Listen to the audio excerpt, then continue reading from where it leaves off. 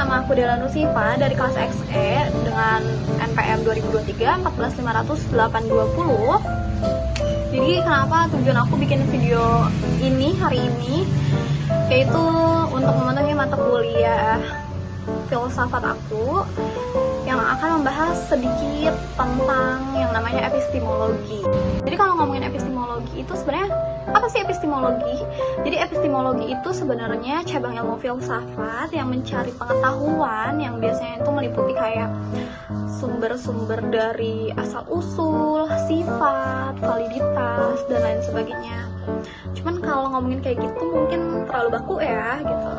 Yang aku pahami sebenarnya epistemologi itu lebih ke pengetahuan yang mencari yang kayak sumbernya itu dari pertanyaan-pertanyaan kayak kenapa sih ini bisa terjadi, atau apa sih itu sebenarnya, terus kayak itu tuh bener atau enggak sih terjadi seperti itu, keasliannya, pembuktiannya, dan lain sebagainya. Makanya yang muncul epistemologi ini untuk menjawab itu semua. Jadi kalau udah muncul pertanyaan-pertanyaan kayak gitu, gimana sih cara menjawabnya? Nah, epistemologi ini ada beberapa sumber-sumber pengetahuan. Yang pertama itu ada yang namanya empiris atau pengalaman. Jadi pengalaman ini yang akhirnya menjawab pertanyaan-pertanyaan tersebut. Jadi contohnya kayak gini nih misalnya. Kenapa sih kita bisa tahu api itu panas? Karena pernah terbakar.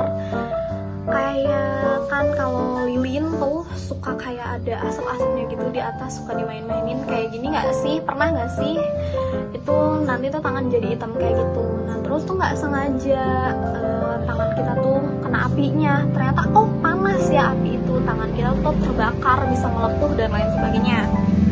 Nah yang kedua, yang kedua ini ada yang namanya rasionalisme atau logika.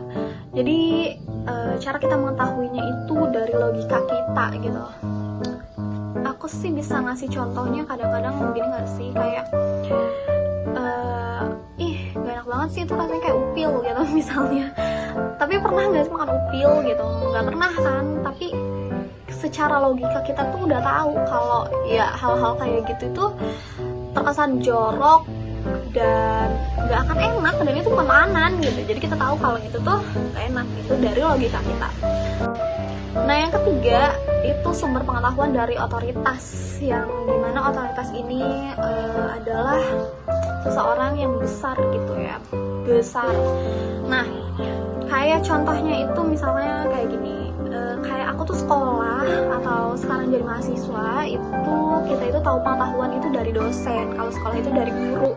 Jadi murid-murid yang belajar ke sekolah terus tahu pengetahuan tersebut dari seorang guru kayak gitu. Kenapa bisa tahu 1 tambah 1 sama dengan 2, atau kenapa tahu empirisme ini? Ya itu karena sebenarnya di kelas kemarin pernah dibahas. Nah yang keempat ini ada intuisi, atau misalnya tuh kayak perasaan atau firasat kayak gitu.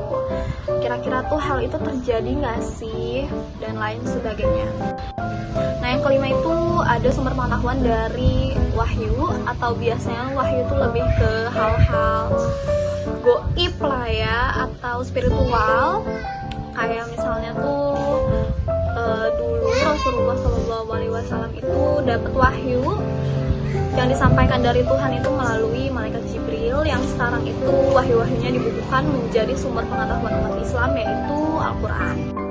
Oke, kalau tadi kita udah ngomongin tentang sumber-sumber pengetahuannya, jadi sekarang aku mau ngomongin tentang jenis-jenis pengetahuannya.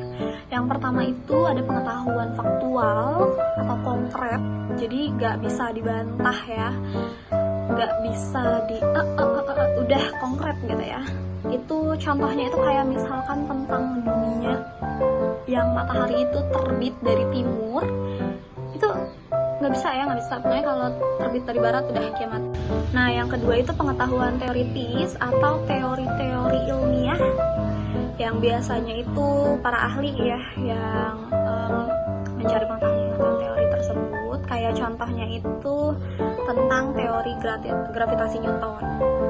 Nah yang ketiga adalah pengetahuan praktis atau pengetahuan tentang caranya melakukan sesuatu. Kayak misalnya itu tentang kita kayak gimana sih caranya bawa sepeda, ya beli dulu ya beli dulu, terus naikin, goes, dan lain sebagainya ya.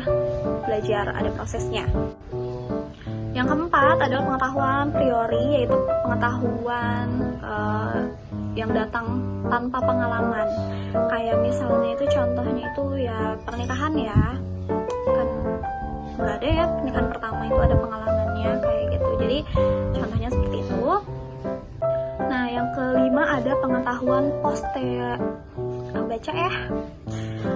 posteriori, yaitu pengetahuan yang membutuhkan pengalaman. Kayak misalkan itu ya tadi yang udah kita sebutin contohnya, yaitu gimana sih cara tahu api itu panas, karena dia pernah terbakar gitu, yaitu pengalaman dia adalah pernah terbakar. Oke, kalau tadi kita udah ngomongin tentang kayak sumber-sumbernya, jenis-jenisnya, tapi kenapa sih kita harus mempelajari tentang epistemologi? Sebenarnya apa sih pentingnya epistemologi ini, untuk apa gitu loh? Yang pertama itu untuk menggali sumber pengetahuan tentunya. Ya, dengan munculnya pertanyaan-pertanyaan seperti tadi, kenapa bisa terjadi dan lain sebagainya, keasliannya dan lain sebagainya, yaitu untuk menggali sumber pengetahuan kita. Dari yang tadinya nggak tahu, dari yang tadinya itu cuma pertanyaan, itu bisa akhirnya menjadi jawaban dan lain sebagainya. Mungkin bisa diolah lagi dan lain sebagainya juga. Yang kedua adalah dasar metode ilmiah, yaitu pemahaman tentang bagaimana kita memperoleh pengetahuan dan dapat mempengaruhi pendekatan kita tentang membangun teori tersebut kayak gitu. Nah yang ketiga ada pengembangan kritis berpikir ya, udah pasti ya epistemologi ini membangun kita untuk semakin berpikir kritis, karena ya dari yang cuman pertanyaan akhirnya kita mencari jawaban kenapa. Itu bisa dari pengalaman, bisa dari membaca dan lain sebagainya kayak gitu. Oke, jadi segini aja video aku pemaparan tentang epistemologi. Aku harap ada yang bisa dipetik dari kalian yang mungkin nonton. Hai, selamat siang.